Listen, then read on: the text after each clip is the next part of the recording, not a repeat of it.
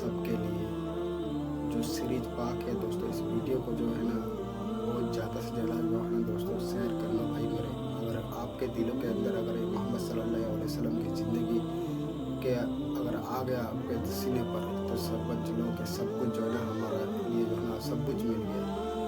آپ جو ہے اس کو سنیں اور شیئر کریں میرے بھائی۔ سنا ہم نے 10ویں حصے میں سنا کہ مکہ میں ایک بہت مالدار اور نیک اور پاکباز خاتون تھی جن کا نام خدیجہ تھا۔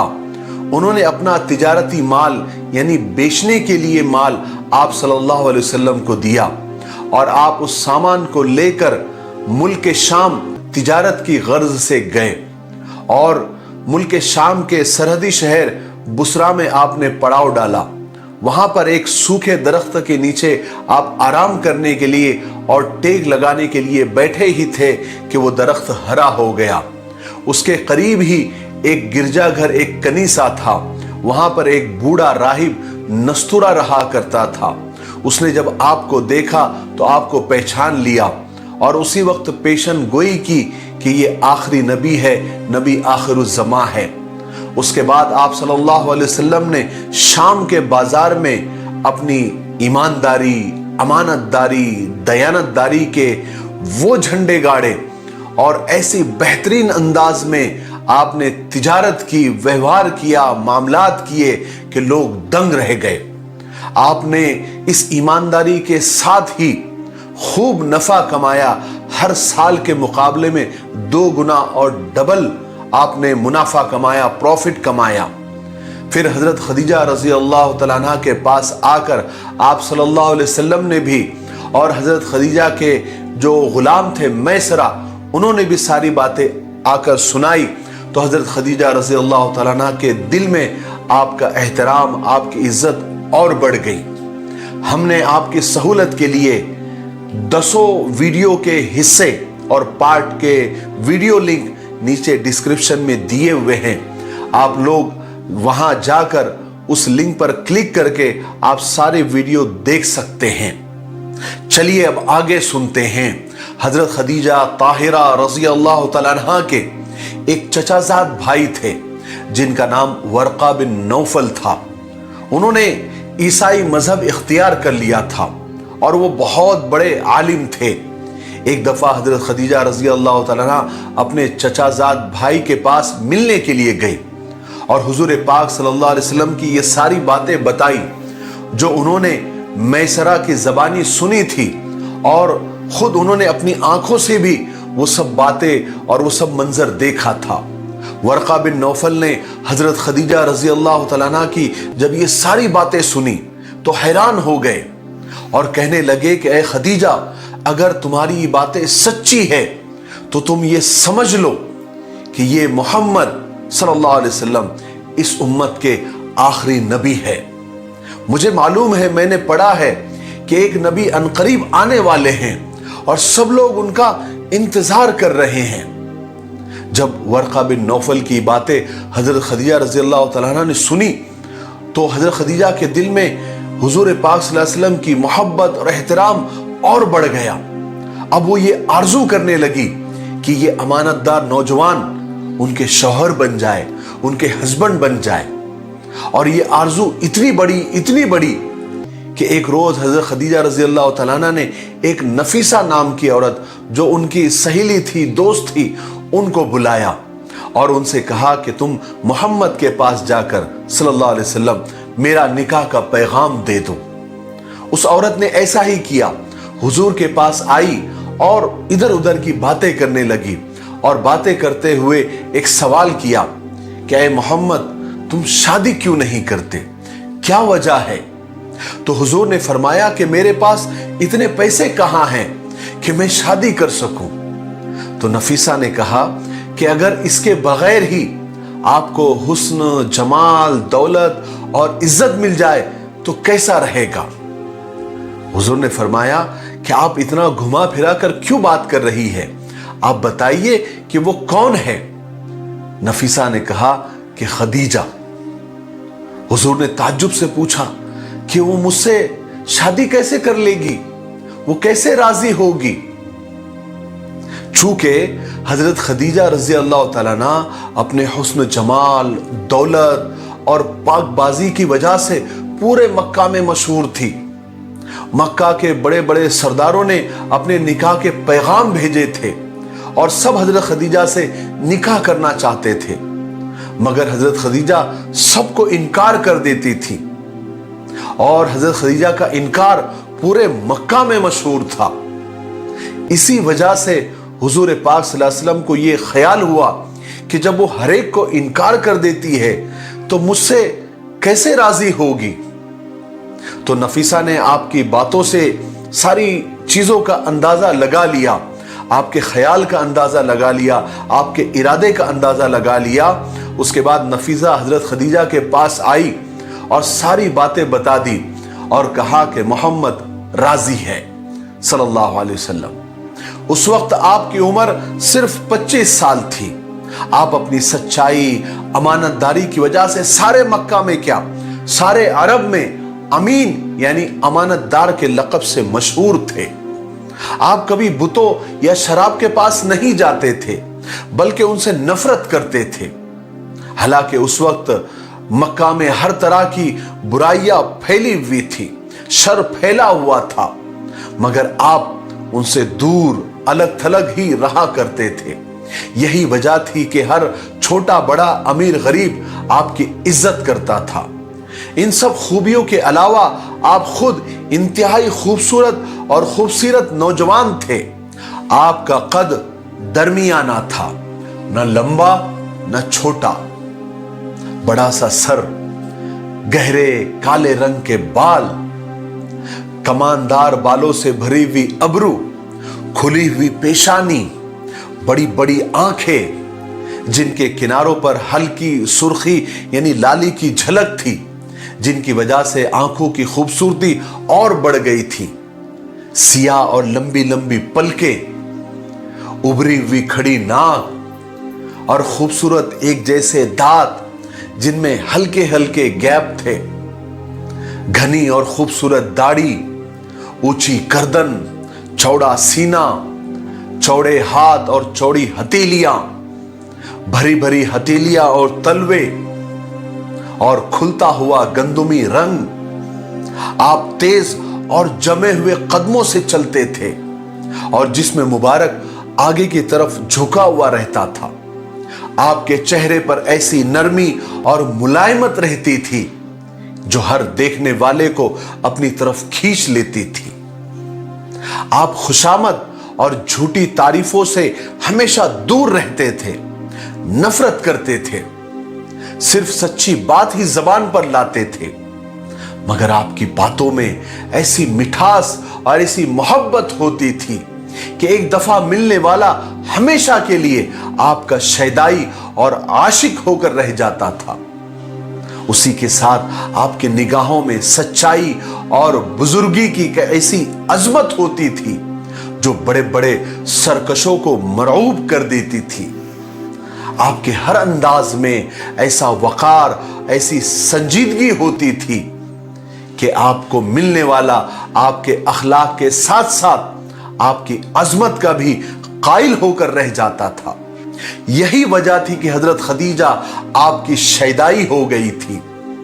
یہی وہ خدیجہ تھی جس سے بڑے بڑے قریش کے سرداروں نے شادی کرنی چاہی تھی، نکاح کے پیغام بھیجے تھے، مگر وہ صاف انکار کر دیتی تھی۔ اس کا انکار تو سارے مکہ میں کیا سارے عرب میں مشہور تھا، مگر اب وہی خدیجہ حضور کو خود اپنا رشتہ بھجوا رہی تھی۔ بہرحال جب رشتے کی بات پکی ہو گئی، دن تاریخ پکی ہو گئی، تو حضور پاک صلی اللہ علیہ وسلم اس طے وقت پر اپنے چچاؤں کے ساتھ حضرت خدیجہ کے گھر تشریف لے گئے۔ چچا ابو طالب نے نکاح پڑھایا اور اس طریقے سے قریش کی یہ خدیجہ طاہرہ اب قریش کی ہی امین سے بیاہی گئی، یعنی آپ کی شادی حضور پاک صلی اللہ علیہ وسلم سے ہو گئی۔ یہ نکاح ملک شام کے سفر کے 2 مہینے 25 دن کے بعد ہوا۔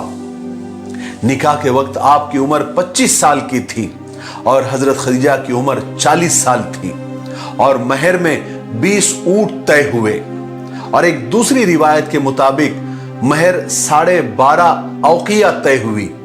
एक औकिया 40 दिरहम का होता था, यानी 500 दिरहम महर तय हुआ। अब तक हुजूर पाक सल्लल्लाहु अलैहि वसल्लम चचा अबू तालिब के ही घर में रहते थे, मगर निकाह के बाद आप सल्लल्लाहु अलैहि वसल्लम वही यानी हजरत खदीजा रजी अल्लाह तआला अन्हा के घर में रहने लग गए। शादी के बाद हजरत खदीजा रजी अल्लाह तआला अन्हा की जिंदगी का सबसे बड़ा मकसद यही था कि आप सल्लल्लाहु अलैहि वसल्लम खुश रहे और आराम से रहे। चूंकि हुजूर पाक सल्लल्लाहु अलैहि वसल्लम को तन्हाई और सुकून पसंद था, ऐसी जगह जहां शोर और हंगामा ना हो, चिल्ला पुकार ना हो, तो हजरत खदीजा रजी अल्लाह तआला अन्हा अपनी ताकत भर इस बात का ख्याल रखती थी और कोशिश करती थी कि हुजूर पाक सल्लल्लाहु अलैहि वसल्लम को कोई भी और किसी भी किस्म की कोई तकलीफ ना हो।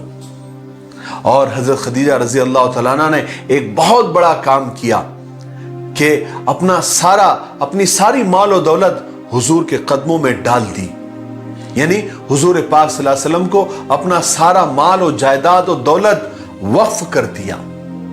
मगर हुजूर पाक सल्लल्लाहु अलैहि वसल्लम ने कभी हजरत खदीजा रजी अल्लाह तआला अन्हा के माल पर नजर नहीं रखी, ना ही कभी उसे इस्तेमाल किया, बल्कि आपने ये किया कि अब तक सारी मेहनत और सारा कारोबार हजरत खदीजा किया करती थी, शादी के बाद आप भी उस कारोबार में हाथ बटाने लगे, बल्कि सारा इंतजाम आपने संभाल लिया और आपने अमानतदारी, दयानतदारी, ईमानदारी के साथ ऐसा कारोबार किया, ऐसा व्यवहार किया, ऐसे मामलात किए कि उस कारोबार में खूब बरकत होने लगी और प्रॉफिट और नफा कई गुना बढ़ गया। और हुजूर पाक सल्लल्लाहु अलैहि वसल्लम हजरत खदीजा के साथ बहुत अच्छा मामला किया करते थे। आप हजरत खदीजा के पूरे हुकूक अदा किया करते थे। हालांकि आपको तन्हाई पसंद थी, लेकिन आप वक्त निकालकर अपनी चहीती बीवी हजरत खदीजा के पास आकर बैठते थे, वक्त देते थे, उनके साथ वक्त गुजारते थे, उनसे बातें करते थे, हल्की फुल्की हंसी मजाक भी किया करते थे और कारोबार के बारे में राय मशवरा भी किया करते थे और हजरत खदीजा को यानी अपनी बीवी को बहुत अहमियत देते थे, बहुत इज्जत देते थे। अगरचे उस वक्त सारे अरब में बुत परस्ती फैली हुई थी, खास करके बैतुल्लाह में सैकड़ों बुत रखे हुए थे, लेकिन इतनी सारी बुत परस्ती के बावजूद अरबों में बैतुल्लाह की यानी काबे की इज्जत आज भी बहुत ज्यादा थी। वो काबे की बहुत ज्यादा इज्जत करते थे, अल्लाह का घर समझते थे, उसका तवाफ करते थे। बैतुल्लाह हजरत इब्राहिम अलैहिस्सलाम ने तामीर किया था, यानी उसको बनाया था, जैसे हमने पिछले वीडियो में उसकी सारी तफसील आपको बताई थी। काबा को बनाए हुए अब हजारों साल बीत गए थे और इतना बड़ा वक्त गुजरने की वजह से काबे की दीवारें बहुत ज्यादा खराब और कमजोर हो गई थी। फिर उसी जमाने में एक सैलाब भी आ गया और काबा चूंकि नीचे की तरफ में है यानी गड्ढे में है, तो उसकी वजह से पहाड़ों का सारा पानी काबे में जमा हो गया। इसी वजह से काबे की दीवारें और ज्यादा कमजोर और खराब हो गई, यहां तक कि काबे की दीवारें गिरने का लोगों को डर लगने लगा। इसलिए मक्का वालों को सख्त फिक्र हुई। उन्होंने बैठकर मशवरा किया और यह तय किया कि काबा को शहीद करके दोबारा उसकी तामीर करनी चाहिए। फिर इत्तेफाक राय से यह तय हो गया कि काबे को शहीद किया जाएगा और उसको दोबारा तामीर किया जाएगा और इस बार काबे की दीवारें जरा ऊंची बनाई जाएगी और उस पर छत भी डाली जाएगी, क्योंकि पहले काबे को छत नहीं थी, और अंदर जाने का दरवाजा छोटा और ऊंचा बनाया जाएगा ताकि उसकी हिफाजत हो सके और सीढ़ी लगाकर जाना पड़े। फिर आखिर सब ने मिलकर यह तय कर दिया कि अब काबे को शहीद करके दोबारा बनाया जाए। काबे की तामीर मक्का वालों के लिए बहुत इज्जत और खुशनसीबी की बात थी, इसलिए हर शख्स उसमें हिस्सा लेना चाहता था। इसलिए उन्होंने मिल बैठकर यह तय किया कि चारों दीवारों का काम अलग अलग खानदान को बांट दिया जाए। दाएं तरफ की दीवार एक खानदान बनाएगा और बाएं तरफ की दीवार एक खानदान बनाएगा, आगे की दीवार अलग खानदान और पीछे की दीवार अलग खानदान। इस तरह उन्होंने सारे काम तकसीम कर लिए ताकि कोई झगड़ा ना हो, फसाद ना हो। इस तरह पूरे जोश और खरोश के साथ काबे का काम शुरू हुआ। पहले ईंटें और पत्थर लाने का काम शुरू हुआ। उस वक्त हुजूर पाक सल्लल्लाहु अलैहि वसल्लम की उम्र 35 यानी 35 साल की थी। आपने भी काबे की तामीर में, कंस्ट्रक्शन में बढ़ चढ़कर हिस्सा लिया और सबके साथ ईंटें और पत्थर लाने लगे। मैं आपकी मालूमात के लिए बता दूं कि यह काबे की यानी बैतुल्लाह की तामीर तीसरी बार हो रही थी। सबसे पहले हजरत आदम अलैहिस्सलाम ने इसकी तामीर फरमाई थी, क्योंकि हुजूर पाक सल्लल्लाहु अलैहि वसल्लम खुद फरमाते हैं एक हदीस पाक में कि हजरत जिब्राइल अलैहिस्सलाम हजरत आदम के पास आए और बैतुल्लाह की तामीर यानी काबा बनाने का हुक्म दिया। जब हजरत आदम अलैहिस्सलाम ने काबा बना दिया तो हुक्म हुआ कि उसका तवाफ करो और इरशाद हुआ कि ए आदम, तुम पहले इंसान हो और ये खुदा का पहला घर है जो लोगों की इबादत के लिए बनाया गया है। फिर हजरत आदम अलैहिस्सलाम के बाद नूह अलैहिस्सलाम के जमाने में तूफान आया, पानी का तूफान आया, तो बैतुल्लाह का नामो निशान भी बाकी नहीं रहा। फिर हजरत इब्राहिम अलैहिस्सलाम के जमाने में दोबारा बैतुल्लाह की तामीर का हुक्म हुआ। चूंकि नामो निशान बाकी नहीं था, इसलिए हजरत जिब्राइल अलैहिस्सलाम ने खुद आकर वो निशानात बताए और हजरत इब्राहिम और हजरत इस्माइल अलैहिस्सलाम ने काबे की दोबारा तामीर की, जिसका किस्सा हमने इसी सीरीज के पहले वीडियो में तफसील से सुन लिया। अब ये जो तामीर हो रही थी, ये तीसरी बार थी जब काबे की तामीर हो रही थी, उसका कंस्ट्रक्शन हो रहा था। और ये जान लो कि ये आप सल्लल्लाहु अलैहि वसल्लम की उम्र इस वक्त 35 साल की थी, 35 इयर्स की थी। ठीक है, आज के लिए इतना काफी है, इसलिए हम यहीं पर रुक जाते हैं क्योंकि वीडियो काफी लंबा हो रहा है। हम आने वाले 12वें हिस्से में आपको बताएंगे कि काबे की तामीर के वक्त क्या क्या मसाइल पेश आए, क्योंकि कोई काबा शहीद करने को तैयार ही नहीं था। फिर उसके बाद जैसे तैसे शहीद करके काबे की तामीर हुई। फिर उसके बाद हजर अस्वद रखने का मसला आया, एक बहुत बड़ा झगड़ा हुआ। फिर उसमें आप सल्लल्लाहु अलैहि वसल्लम ने कितना बड़ा रोल अदा किया, ये भी हम आपको 12वें हिस्से में इंशाअल्लाह तफसील से बताएंगे। तब तक थोड़ा इंतजार करें और आप अपने वादे पर कायम रहें। इन सीरीज के वीडियो को मोहम्मद सब के लिए सल्लल्लाहु अलैहि वसल्लम, इन वीडियोस को आप ज्यादा से ज्यादा शेयर करें, खास करके नौजवानों में, ताकि वो आप सल्लल्लाहु अलैहि वसल्लम की जिंदगी को और आप सल्लल्लाहु अलैहि वसल्लम को करीब से जाने। ये आपके लिए सदक़े जारिया होगा।